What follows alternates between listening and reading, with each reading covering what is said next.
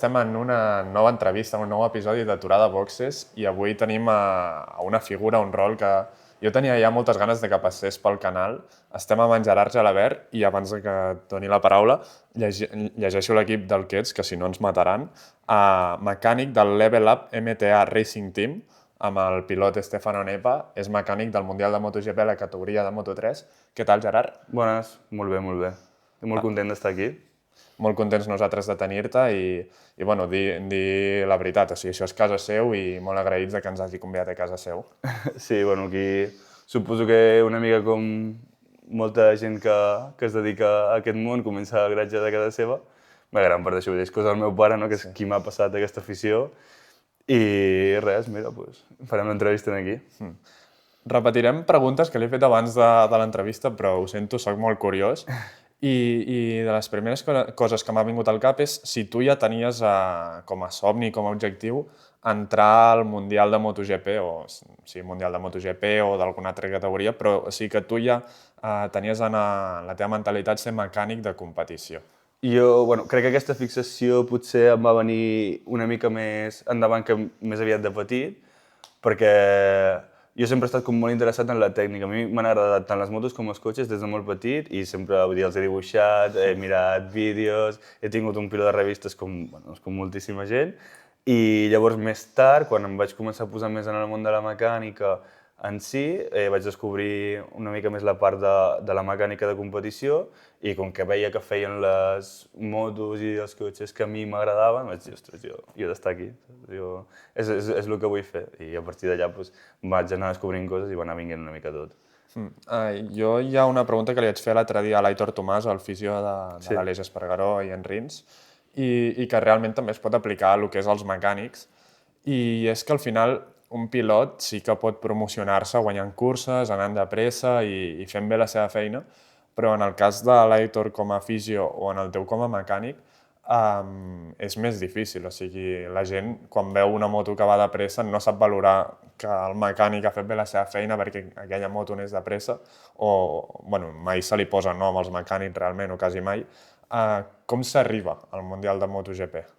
També per la gent que ens estigui mirant i que vulgui ser algun dia tu en un futur. Sí, doncs jo crec que hi ha molta part que són contactes, o sigui, moltíssima.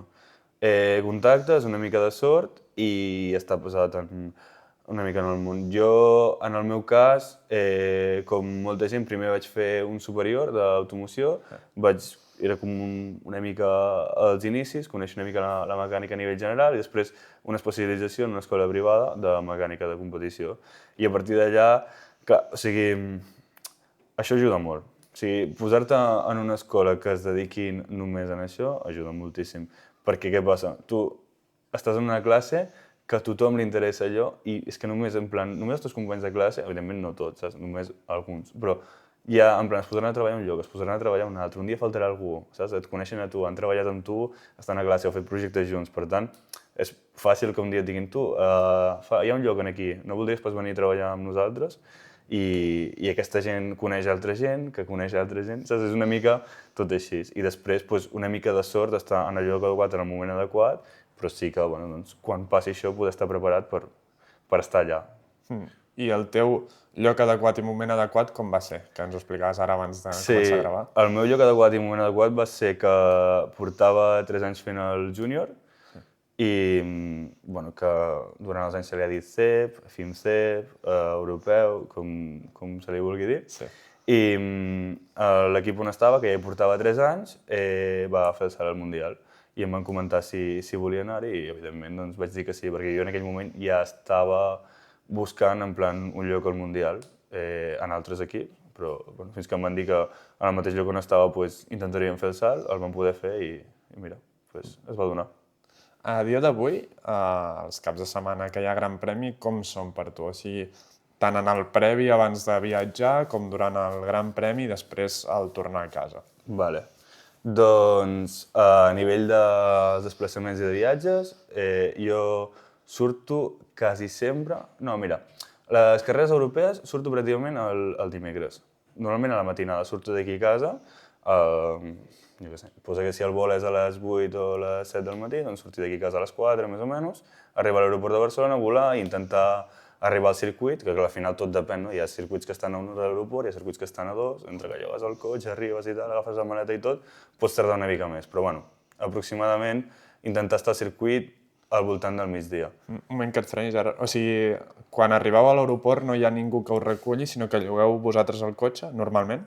Quan arribem a l'aeroport no hi ha ningú que reculli, lloguem nosaltres el cotxe. Exacte. Sí que no hi hagués un transfer que us portés de l'aeroport al... No, què va. No, en el nostre cas lloguem un cotxe, diversos, perquè al final hem d'anar-hi tots, i hi ha una persona a l'equip, que és la coordinadora, que s'encarrega de ja tenir en plan els cotxes, els vols, tal, no sé què. Tu arribes allà amb la teva reserva que t'ha passat la coordinadora, llogues el cotxe i, per exemple, en el meu cas només hi ha una persona més que ara surt aquí a Barcelona. Normalment espera dos companys que venen d'Itàlia, de València, algun, i agafes el cotxe i vas cap al circuit. I després, al moment de tornar, el diumenge, normalment recollim tot el box, intentem recollir i que quedi tot recollit i carregat dintre el camió abans que acabi MotoGP. Perquè la majoria de circuits, sortir després de que acabi MotoGP és un drama. O sigui, tranquil·lament pots fer, jo què sé, 4 hores de cua amb el hàndicap de poder perdre l'avió, perquè nosaltres intentem a les carreres europees volar el diumenge. Si no hi ha possibilitat de volar el diumenge, volem dilluns al matí per tornar a casa. En canvi, les extraeuropees solem sortir un dia abans o 2 dies abans, depèn d'on anem, i tornar sempre al final un dia després. Potser volem la mateixa nit de diumenge, però acabes arribant el dilluns per distàncies, perquè entre fusos horaris i distàncies doncs, el temps és aquest. I poc més. Després sí, evidentment hi ha setmanes que estem més fora, que no tornem a casa. Per exemple, al final, la gira asiàtica, solem fer 3 setmanes fora, hi ha qui es queda una setmana i enganxa 6 setmanes fora, o 3 setmanes tornes a casa. Llavors aquí també et pots organitzar una mica. Una part bona és tenir la possibilitat de disfrutar aquest temps entremig quan estàs fora, tu pots decidir quedar-te on estiguis. Fer una setmana de vacances fora de casa i després segueixes 3 setmanes més. Però clar, si t'ajunten després 7 setmanes fora de casa, no a tothom li va bé. Sí.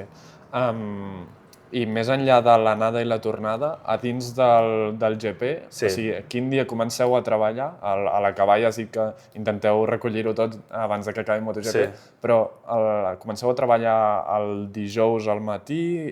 Com són les hores de... Perquè, clar, a part de muntar la moto, també s'ha muntat tot el box. Exacte. Mira, nosaltres muntem el box el dimecres, quan arribem. El dimecres mateix, normalment el camió es pot entrar entre les 11 i les 12, a vegades em surt una mica abans, però bueno, muntem el box el dimecres, fem tota la feina que s'ha de fer en plan de comprovació de discos, netejar les llantes i deixar les llantes preparades per muntar el mateix dimecres, i així en plan es conclouria el dimecres. Després arribem el dijous al matí i el dijous al matí hi ha el servei de Pirelli aquest any, que és els que munten les rodes, i per tant portem el carro amb les llantes i posem el full amb els compostos que volem muntar en aquelles llantes i el deixem allà perquè ells puguin seguir treballant. Llavors tornem al box, que ja està tot muntat, i ens posem a fer la moto. Moltes vegades, depenent una mica del temps, la moto ja està desmuntada el dia anterior, però si no, ens posem a desmuntar la moto el dijous al matí, ja amb el box tot muntat. I bàsicament, no sempre, però quasi sempre, es fa el que es diu overhaul a la moto el dijous, que és desmuntar-la entera per comprovar totes les parts i tornar-la a muntar. O sigui, la moto viatja desmuntada. La moto viatja muntada. Muntada. I allà la desmunteu i la torneu a muntar. Exacte, sí. Bàsicament, en plan per comprovar i perquè la majoria de vegades un circuit o un altre canvia el que se'n diu el setting, la configuració. Llavors tu la muntes amb la configuració del circuit on estiguis. I, o sigui, el setting ja el teniu, almenys el base, el teniu ja pensat abans de començar els entrenaments? Sí, moltes vegades en plan és com predefinit per l'experiència que pugui tenir el tècnic o les que tens d'altres anys. Per exemple, jo què sé, amb el canvi, doncs ells ja saben que els servirà un canvi, per Nemans doncs un altre, i després, evidentment, o sigui, tu surts amb una cosa base, però depèn del vent, depèn de la situació de la pista, de potser la moto d'aquest any que és diferent, saps? Surts i no està ben bé allà, però bueno, ja, és una idea base que normalment està bastant bé. Divendres comença ja l'activitat. Sí. Explica'ns com funciona un box de Moto3 en el teu cas i quina funció tens tu dins d'aquest funcionament. Vale. Doncs, mira, les figures serien les següents. A nivell de mecànics hi ha primer mecànic, segon mecànic i normalment un tercer mecànic, que en el cas de Moto3 sol estar compartit per les dues motos. El tercer mecànic normalment té la funció de les rodes i la gasolina. Bàsicament, en plan, s'encarrega de les pressions de les rodes, els compostos, els discos i després la gasolina de fer els consums per saber què gasta la moto i, per tant, quanta gasolina hi han de posar per anar amb el menor pes possible. I després també se sol encarregar moltes vegades de la part de carenats, una mica tota la feina que es fa a la part de darrere del box. Després hi ha segon mecànic, que seria la persona que treballa normalment, no sempre, perquè llavors la gent s'organitza diferent, en plan, depèn de certes conveniències, però jo diré el que seria un estàndard, però bueno, que tot això pot variar una mica. El segon mecànic treballa normalment a la part de darrere de la moto, des de la tija de direcció fins tota la part de darrere. I el primer mecànic fa normalment la roda de davant i tota la part en plan, les tiges, suspensió de davant, etc. En el cas de la Moto3 fa també el canvi i l'embrague, que són les dues úniques coses, diguéssim, de dintre del motor que es poden modificar a la categoria de Moto3. I primer mecànic, segon mecànic i tercer mecànic està diferenciat pel nivell del mecànic? O sigui, entenc que hi ha mecànics millors i pitjors, o no hi ha, o sigui, la part del davant no és més important que la del darrere, per exemple? Normalment el primer mecànic és la persona que té més responsabilitat i va seguir el segon mecànic i després el tercer. A nivell, diguéssim, de la moto en si. O sigui, la persona que està exigint més responsabilitat és el primer mecànic. Llavors, aquestes figures a vegades estan una mica difuminades en els equips, saps? Hi ha mecànics que treballen per igual, simplement s'han repartit la feina i els dos tenen el mateix nivell de responsabilitat. Després, moltes vegades no hi ha la figura del tercer mecànic i el segon de cada moto fa les rodes i la gasolina de la seva moto. Depèn una mica de com estigui estructurat l'equip i de la demanda en si. Sí. En el teu cas, ets el primer, segon o tercer mecànic? Jo soc segon mecànic, ara mateix, i no hi ha tercer mecànic, per tant, també faig tota l'altra part. Però sí que és veritat, jo amb el meu primer mecànic portem molt de temps treballant junts, pràcticament des del segon any que vaig estar amb aquest equip, i ens hem repartit les feines bàsicament a conveniència de cadascú, del que potser li agradava més fer en un o a l'altre i del que se sentia més a gust. Però estem organitzats bastant, com t'he dit, si més no. I després, de la part tècnica, hi hauria un telemètric i un tècnic. El telemètric bàsicament s'encarrega d'interpretar les dades que s'ha llegit a la telemetria, que molta gent li diu telemetria realment no està ben dit, o no és correcte, perquè telemetria és quan l'interpretació, o sigui, les dades arriben directament quan la moto estaria en pista. I això no passa amb les motos, està prohibit. Les dades tu les reculls de la moto quan la moto para. I això es diu adquisició de dades. Però sempre s'ha dit telemetria i seguirem dient telemetria. I hi ha un telemètric que s'encarrega d'interpretar aquestes dades i transmetre-les al tècnic, i després hi ha un tècnic, que normalment és la persona que vosaltres veieu parlant amb el pilot, que és qui s'encarrega de prendre les decisions sobre el que es farà sobre la moto. Clar, això és el que et preguntava abans de l'entrevista, si hi ha el tècnic que és el que parla amb el pilot i discuteixen una mica els canvis que es poden fer. Entenc que la vostra feina està més automatitzada, o sigui que no teniu realment una presa de decisions, ni heu de improvisar alguna cosa al moment. Exacte. O sigui, improvisar potser sí que veus que hi ha una cosa trencada i has d'improvisar a arreglar-ho, però és més una feina automàtica. Nosaltres, en general, diguéssim, de per si, no hem de pensar. Sí, nosaltres complim ordres i ens hem de mirar de complir ràpid. I aquesta és una mica la feina del mecànic de dia d'avui. O sigui, per fer-te un exemple, no? Doncs entra el pilot, jo i l'altre mecànic rebem la moto, la girem, la posem a dintre del box, posem el cavallet, posem els escalfadors o canviem les rodes, depèn del que s'hagi fet en el moment, perquè ja està parlat prèviament com en el planning o l'estructura de l'entreno, i mentre el tècnic està parlant amb el pilot i el telemètric està mirant les dades. Doncs potser el pilot diu, mira, em fa així en allà i així en aquí. i l'altre li diu a un telemètric, vés a mirar tal curva que vull veure la gràfica. El telemètric va fins a aquella curva i diu, mira, aquí tenim mitjanes de no sé què, no sé quantos. I l'altre va dir, vale, doncs, nois, feu-me això, això i això. I nosaltres agafem i ens posem a treballar sobre la moto. Fem els canvis que toquen, quan estem a punt avisem que ja estem a punt i tornem a sortir. I potser no passa, però és una cosa que m'acaba de venir al cap. Si hi ha algunes coses que no funcionen, que el pilot no es nota còmode i el tècnic i el telemètric no acaben de trobar la solució, tu hi ha algun cop que has donat una idea o has pensat potser si toquem això funciona o no sol passar això amb els mecànics? Al final treballem bastant junts, però o sigui, en els moments tensos o enmig d'un entreno no se'ls fa això, perquè cadascú ha de respectar el seu espai i la seva feina i mirar de no... Evidentment, si veus una cosa que està malament i que pot ser allò, digue-ho, però si no, en plan, cadascú respecta els seus espais i les seves d'estos. Després, en plan, per exemple, sobretot amb les gomes, que al final jo les trec, jo les veig, en plan, jo faig les pressions i jo sóc el que porto un control de... O sigui, mirant la temperatura d'asfalt, la temperatura ambient i el compost que anem a posar de la pressió que volem aconseguir en el moment d'estar en pista. Llavors jo això moltes vegades ho discuteixo amb el tècnic i igual que amb la gasolina ho discuteixo, vull dir, ell, si més no, també el porter ja un temps treballant junts, em dona bastanta llibertat de dir, mira, jo vull que això vagin aquí, en plan, espavila't i busca't la vida, saps? Sí.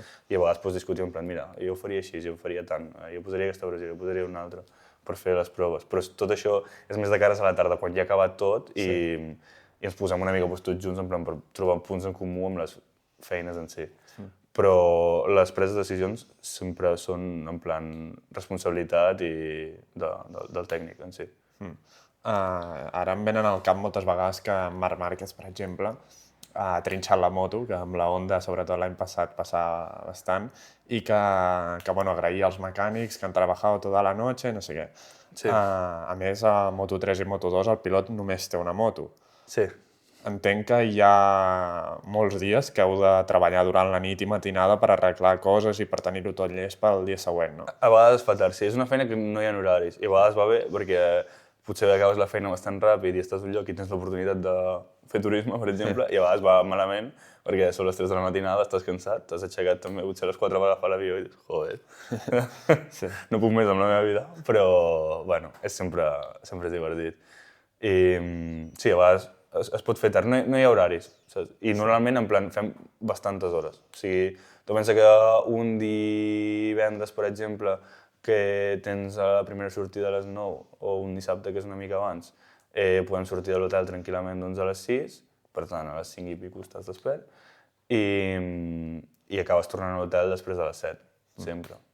O sigui, pot ser que un dia hagin anat tot tan bé un dissabte, per exemple, que el dia abans de la cursa te'n vagis a fer turisme. O sigui, en el moment com de més nervis pel pilot, per exemple, que és el dia abans de la cursa, tu pot ser que acabis la feina i te'n vagis a... No, un dissabte normalment no hi ha temps per això, però, per exemple, sí que...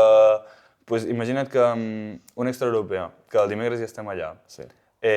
Tu a l'Est-Europeu no anem en camió, anem en caixes. Per tant, hi ha unes caixes que l'organització s'encarrega de portar, o sigui, tu les fas, poses totes les coses que vols portar, l'organització, en plan, s'encarrega del transport i tu quan arribes al circuit les tens ja en el box.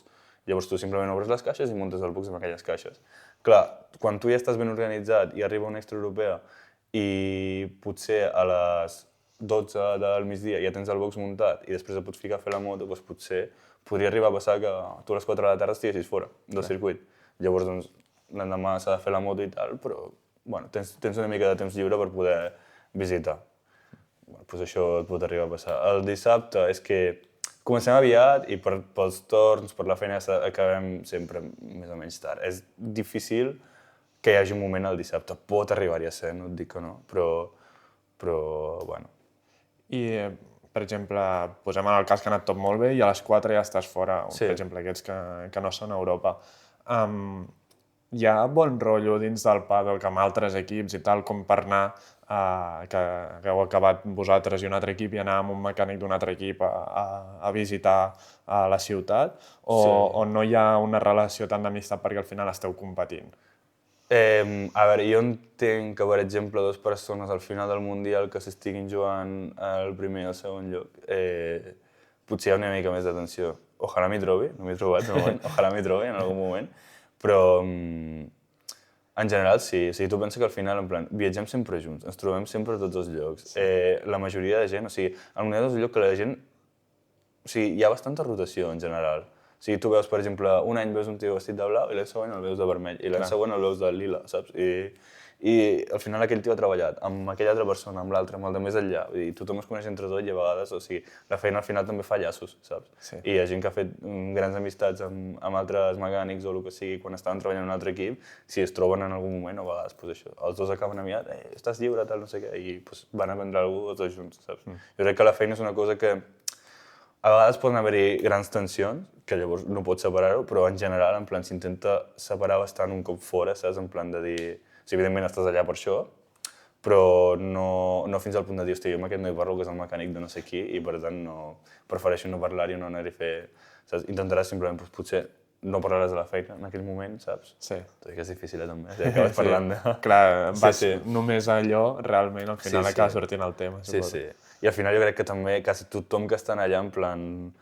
No tothom, però quasi tothom que estan allà, en plan, són malalts d'això, saps? En plan, jo crec que si no t'agrada molt, molt, molt, no ho fas. Llavors, ajunta gent que li agrada això, que està treballant amb això, en plan, en un mateix lloc, en un mateix moment, de que, saps? Sí.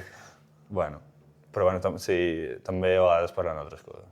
I entenc que l'italià, l'anglès els deus portar perfecte, no? Perquè és el que es parla... Sí. Bueno, també hi ha molts catalans en el paddock. Moltíssims, sí.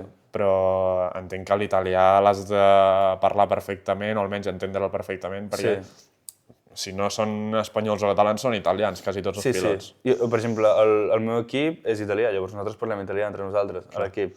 I ara sí, ara el parlo bastant bé, crec.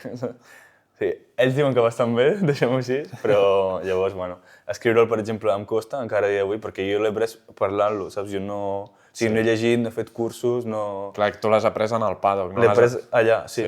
I llavors, en plan, escriure-la a vegades em costa una mica, però parlar-lo, doncs, sí, en plan, m'apanyo prou bé, jo crec. És molt frustrant, això, al principi. És molt frustrant, en plan... Perquè l'italià s'entén, sobretot si ets català, en plan, l'italià s'entén, però parlar-lo és complicat. En plan, arribar-lo a parlar d'una manera més o menys fluida és complicat. Llavors, jo quan vaig començar a treballar amb ells, em passava molt, en plan... Al principi no entenia res, llavors. Anàvem a sopar i jo estava callat i deia, bueno, menjo, saps? I me'n vaig a dormir. Llavors el vaig començar a entendre i aquesta és la part més frustrant, perquè quan tu l'entens hi ha algú que explica alguna cosa i dius, va, m'hi ha passat igual, jo vull dir alguna cosa, i ho vas a dir i no et surt, i dius, saps què? És igual, no m'ho explico, i segueixes menjant. I aquella és la part més frustrant. I després comences a parlar-lo del no sé què, els de l'equip que són els cabrons pues, s'encarden de tu, saps? I ja després amb el temps, pues, sí, més o menys l'acabes parlant. Però sí. Anant a aspectes tècnics i explico d'una forma que ho entengui. Vale.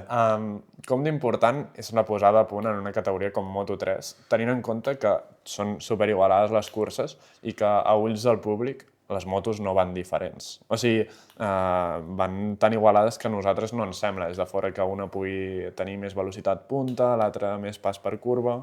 Sí. O sigui, com t'agradaria que tu digués això, en plan, en un tant per cent? Bueno, o sigui... Sí. O sigui... És molt important la posada a punt a Moto3, com per exemple a MotoGP... És important, però no és decisiva. Un tio que va ràpid, que aconsegueix anar ràpid, anirà ràpid sempre. Llavors, és una ajuda, jo crec, la posta a punt, saps? No és com a dia d'avui, per exemple, la diferència que hi ha tècnica entre la Honda i la Ducati, saps? Així no t'ho farà mai, això, una configuració. Evidentment, tu, si t'equivoques moltíssim, que li poses un canvi que a mitja recta està tallant la sisena, li fots una putada molt grossa, saps? Que tampoc podria arribar a passar, diria, però és igual. Vull dir, sí, et podries arribar a equivocar molt, però més o menys, en plan, no hi ha com una posta a punt superestel·lar, en plan, que fa que aquell tio li canvi de fer de zero, li canvi de fer primer. Però al final és una ajuda pel pilot. I jo crec que la posta a punt el que fa, sobretot, és treballar sobre la confiança, saps? En plan, que té el pilot sobre la moto. Que ell arribi que digui, ara sí puc frenar, saps? Ara sí noto que gira, ara sí que, saps? I al final és sempre un compromís, com totes les coses d'aquesta vida són un compromís. Doncs no és diferent. Si tu tens una moto que fa molt bé certa cosa, segurament et perjudica en un altre punt. Llavors és trobar, segons com condueix el pilot, segons com és la pista, què li és més còmode en ell, com pot anar més ràpid amb aquella moto. però no hi ha grans salts. I, per exemple, el millor pilot de la categoria, que jo sé, potser és David Alonso, Dani Holgado, bueno, els que estan a davant sempre, si agafés la pitjor moto de la graella, podria seguir estant a davant? Jo penso que sí. Jo penso que sí. Sí, sí, jo crec que sí. El que passa que és molt important per un pilot, o sigui, la moto i l'equip o la moto i prou. Sí, és que és molt important per un pilot sentir confiança en el seu equip. Clar. És que la confiança hi fa molt, moltíssim. Jo crec que és gran part del... Si tu imagina't, en plan, tu imagina que ets pilot i has de pujar una moto i posar-te a 260 i quan te sentes a parlar amb un tio que és el que decideix el que es fa sobre la moto i entres dintre un box en plan amb els que són els que t'apreten la roda i tal, te'ls mires i dius, ho farà bé, saps? En plan, o el que m'està dient és veritat, tu com et puges, o sigui, és gran part, és això, Clar, saps? inclús encara que ho hagin fet bé, si tu no confies en que ho faci bé aquell mecànic, aquell tècnic, Exacte.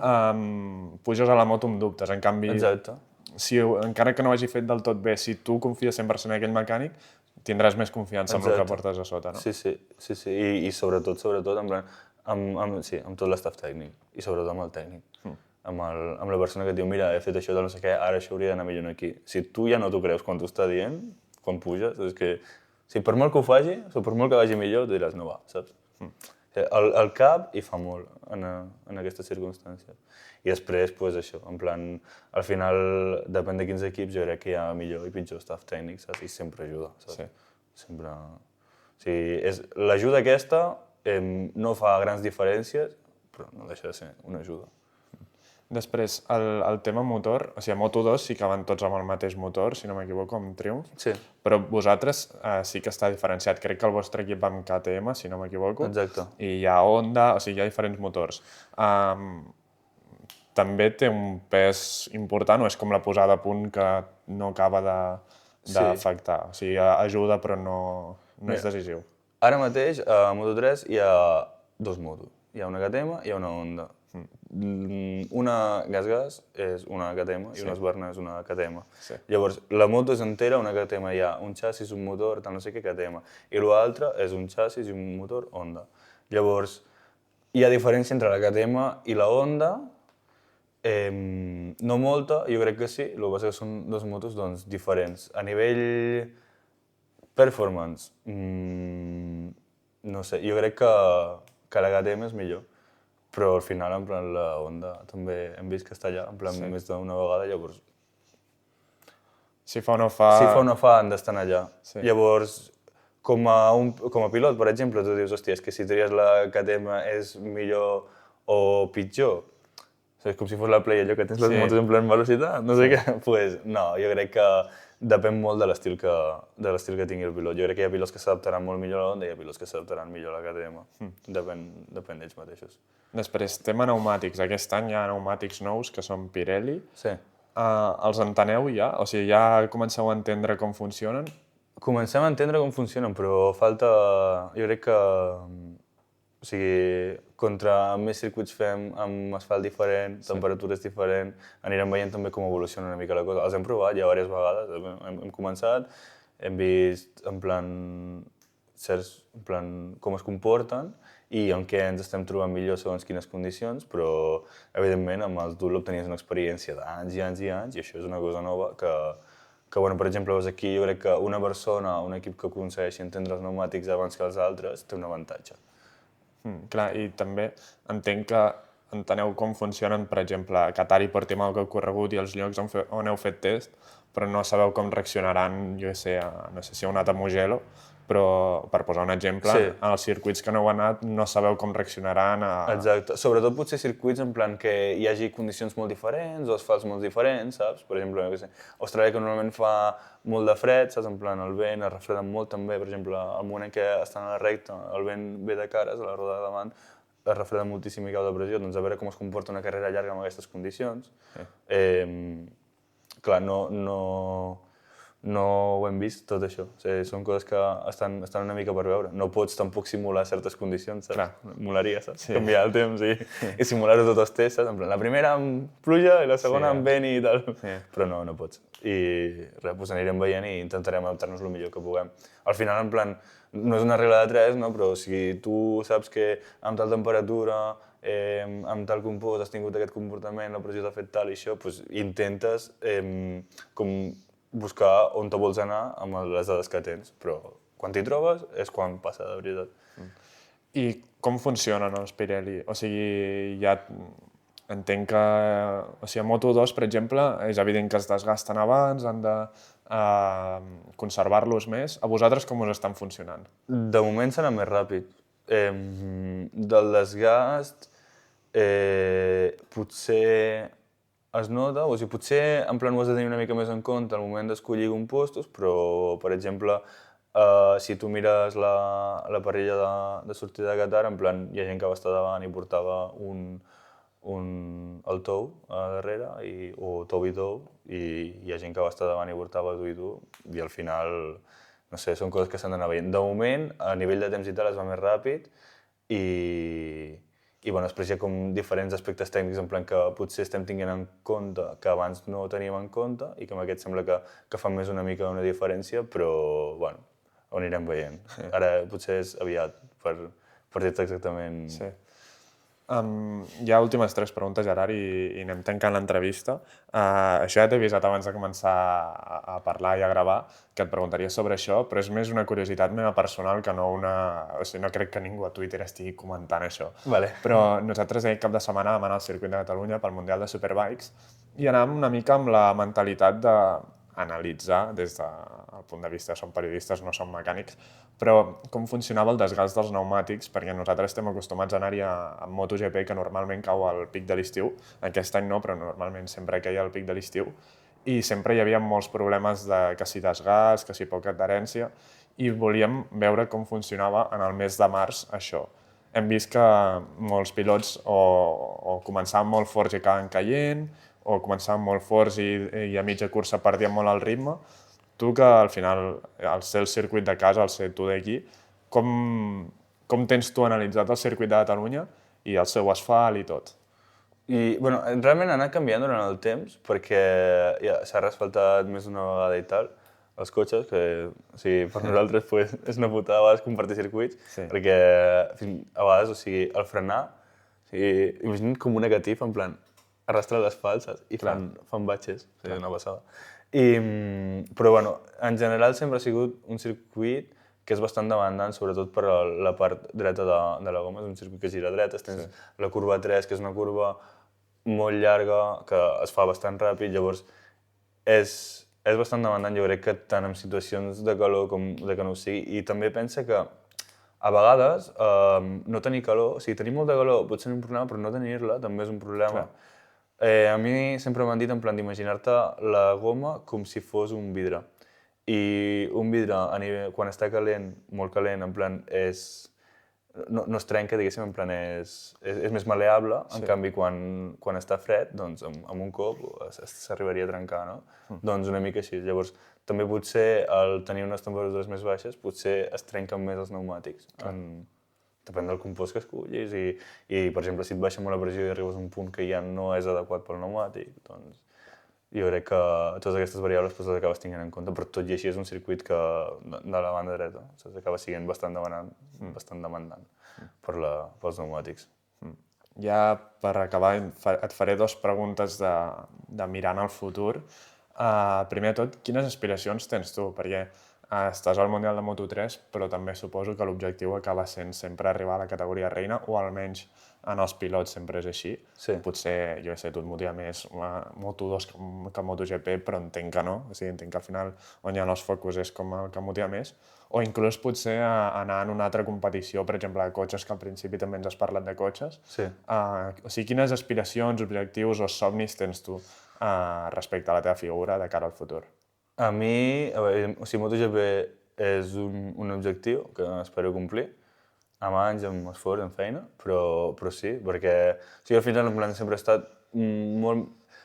molt més apassionat de la tècnica que de la part esportiva. A mi la part esportiva no m'ha interessat quasi fins que hi he estat a dintre. O sigui, he vist carrera, evidentment, però sempre m'ha agradat molt més la part tècnica. I jo crec que la part tècnica d'una MotoGP crec que és espectacular i tot i no conèixer, en plan, tot el que m'agradaria conèixer. Llavors, treballant allà hauria de ser una passada. Després també, en plan, ja créixer, diguéssim, des d'on estic, m'agrada molt la part tècnica, m'agradaria fer a la llarga una feina més, en plan, que exigís més presa de decisions, pensar, i inclús potser en plan de la part de desenvolupament, amb un equip de test o alguna cosa així, perquè veus realment en plan què passa quan tu fas certs canvis, saps? I això és una cosa que a mi m'encanta. O sigui, jo quasi sempre que puc estic assentat amb els tècnics o parlant amb ells perquè m'expliquin coses per saber més i perquè és realment el que m'agrada.